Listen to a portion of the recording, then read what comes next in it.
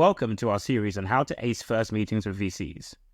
Because it's the first part of the series, we're going to quickly cover some basic facts about these meetings, then we'll dive into deeper content. I'm going to talk about what VCs want, and then I'm going to outline the 4 narratives you need VCs to believe about your startup. To finish off, I'll dive into how you actually get them to believe the first of these 4 narratives. Let's start. We're going to cover the basics really quickly before going into what investors' goals are. Let's kick off with meeting style. There are 2 styles of meeting: presentations and conversations. Presentations are way more common and give you more control, so we're going to focus on them in this series. When it's a presentation style meeting, you're basically given permission to pitch your startup largely uninterrupted. After you finish speaking, investors will ask you questions about your business. When designing your presentation, it's really important to remember to leave time for questions, because unanswered questions lead to rejections. Speaking of managing time, let's talk about meeting length. VCs will typically schedule 30 minutes for the first pitch. However, they will without fail talk about themselves for the first 5 minutes of every call. As a result, the meaningful part of your first pitch will only be 25 minutes. But remember how I said it's important to leave time for investor questions? This means that in practice, you should plan to speak for 10 to 15 minutes and leave the rest of the time for Q&A. The third and most important thing to be aware of about first meetings with VCs is what their goals for the meeting are. A VC's main goal in a first meeting is to screen whether you are interesting enough to dive deeper. 30 minutes is not enough time to get the information needed to make an investment decision. So VCs use first meetings to qualify whether your startup is worth spending more energy on. They're looking at 20 startups simultaneously, and they can't deep dive into every single one of them.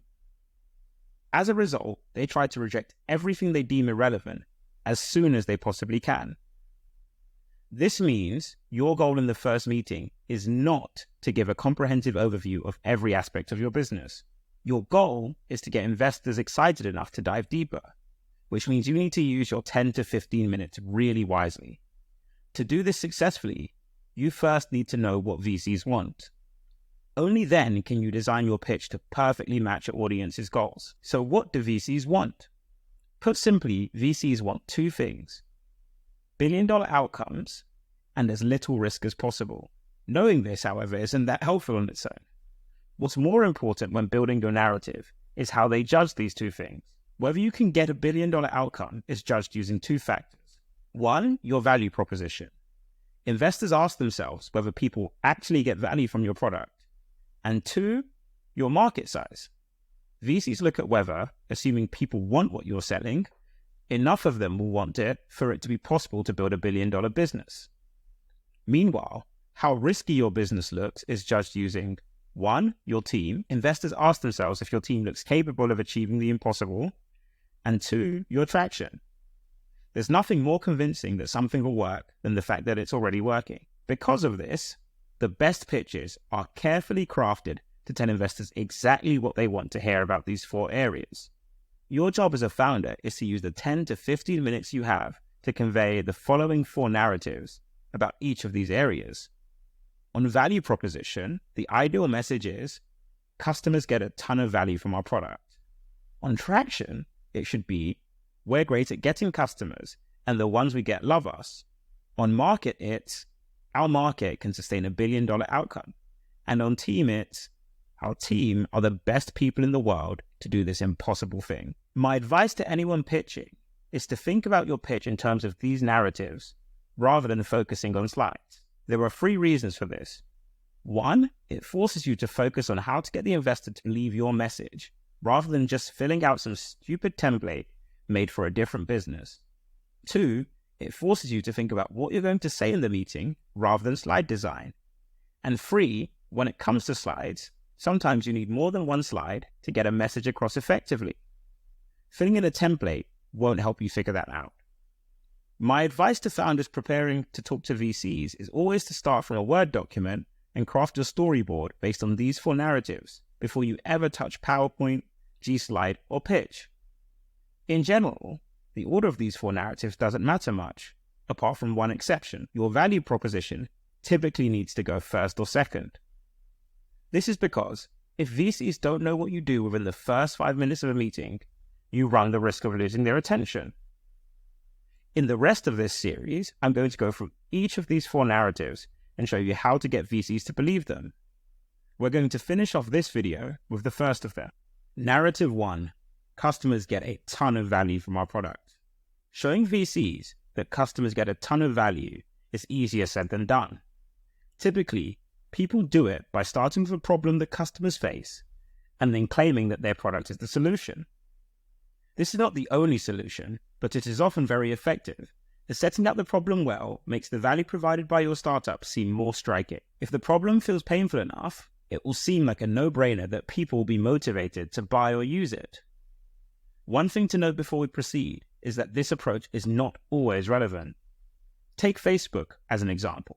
What problem did it solve? If your product doesn't solve a real problem, do not force it. Investors will see through it. In any case, I'll run through the problem-solution approach as it's relevant 90+% of the time. Moreover, even if you don't have a problem to frame your product against, how you frame your solution, i.e. where you talk about what you do and the value it provides, doesn't change very much. The only difference is that you don't get to use the mirroring technique I'm going to discuss soon.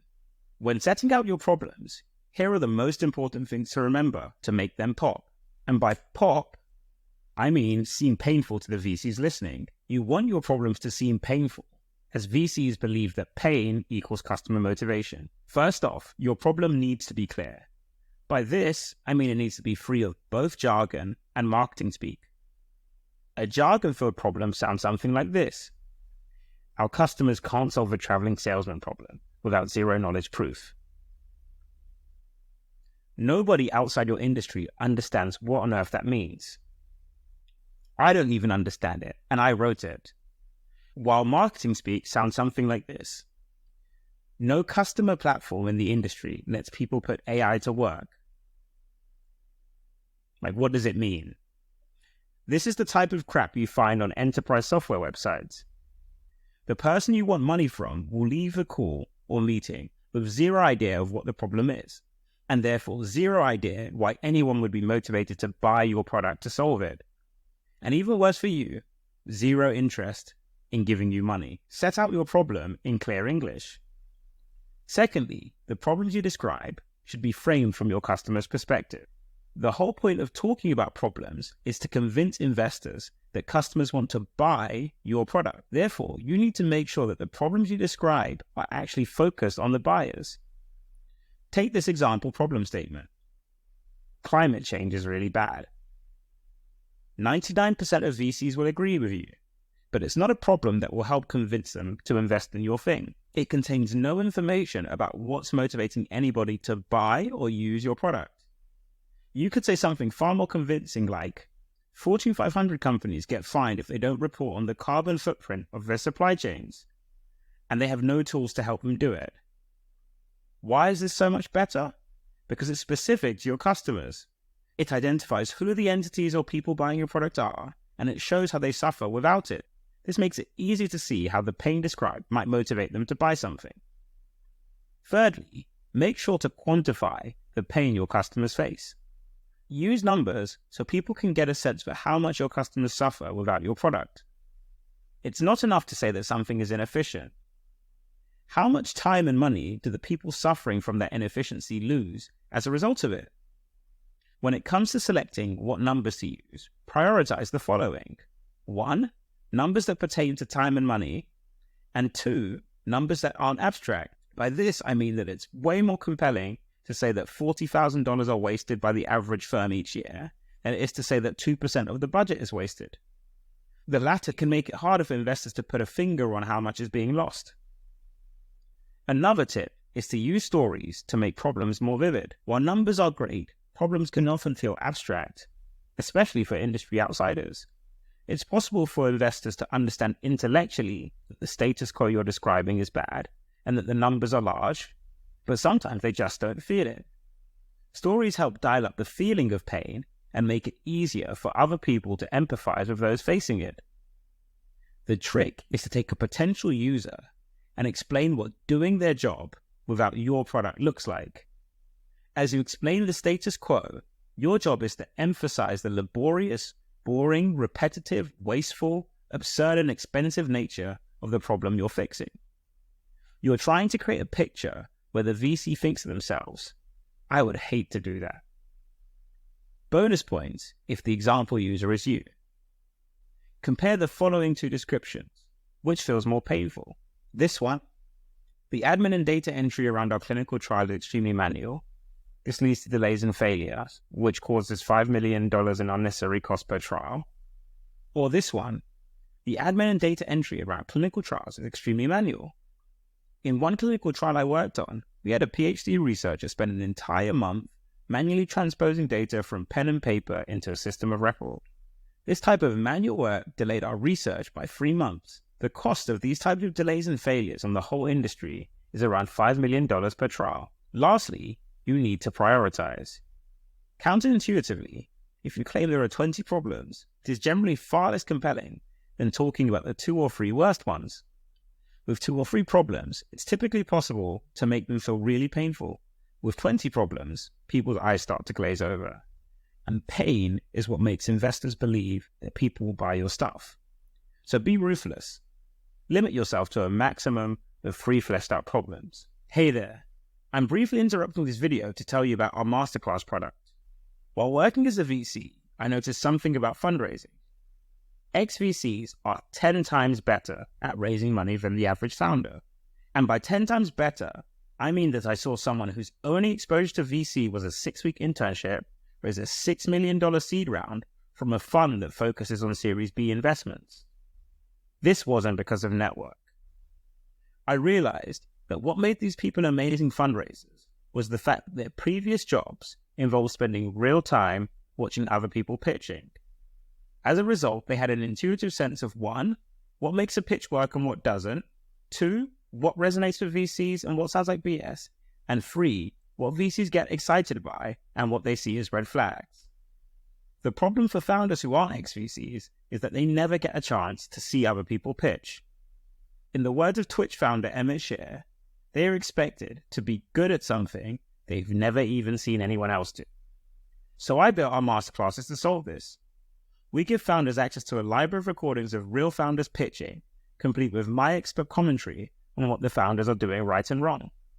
This way, you can let other founders make the mistakes for you and go into your first call with a real chance of winning. You can check out one of these recordings for free at pitchdoctor.app/masterclass. Now, back to the video. Now we know how to talk about problems, let's look at how we make your solution sound like something people will actually buy. When it comes to your solution, the first and most important thing to do is to explain what your product does succinctly. In general, there are 2 ways of doing this. You can either do it by analogy, i.e. we are Uber for helicopters, or by what I call an X for Y description. Analogy works well, but comes with 2 risks. The first risk is that an imperfect analogy might end up confusing investors about what you do. The second is that you might be associating yourself with a company that investors are not excited about. Investors might simply not know the company you're comparing yourself to, or they might actively think it's a bad business. So be careful. X for Y descriptions, on the other hand, are the safest way to explain what your product does. X represents what your company makes, while Y represents who you make it for. Here's an example. Pitch Doctor provides an AI tool that analyzes founders' calls with investors and gives those founders instant feedback on how they went. When doing an X or Y description, the points mentioned about avoiding marketing speak and jargon remain extremely important. Clarity is king. Now that you've explained what you do, explain how it solves the problems you just set out. As a rule, your solution should mirror the problems you just spent time making seem really painful. If you spend time establishing that paperwork was making doctors unbelievably happy and costing their employers $40,000 per year, then now is the time to show that your solution eliminates all paperwork. When talking about the benefits your solution provides, make sure to quantify them. In the same way that framing things in terms of time and money helps to make problems sound painful, talking in terms of time and money makes the benefits of your solution sound compelling. And the bigger the benefit seems, the more investors will be prepared to believe that customers will pay for it. Lastly, use stories to make your solution sound more compelling. Like with problems, stories help make benefits feel more concrete. So tell a story of how users' lives change once they have your product to make the benefits hit home properly. When done correctly, it should feel as though any person with the problem your product solves would instantly switch if they are at all rational. Now that we know how to show VCs that we've made something of value, we're going to stop this video here. In the next one, we'll continue our deep dive into acing VC meetings. Next time, I'm going to show you how to create VC-friendly narratives around traction and market size. While you wait, make sure to check out some of the fundraising resources, which I've put at www.pitchdoctor.app. The site includes detailed guides on many aspects of fundraising, as well as our masterclass product. One last thing. If you found this useful, please do share it, and subscribe to make sure you don't miss the next video.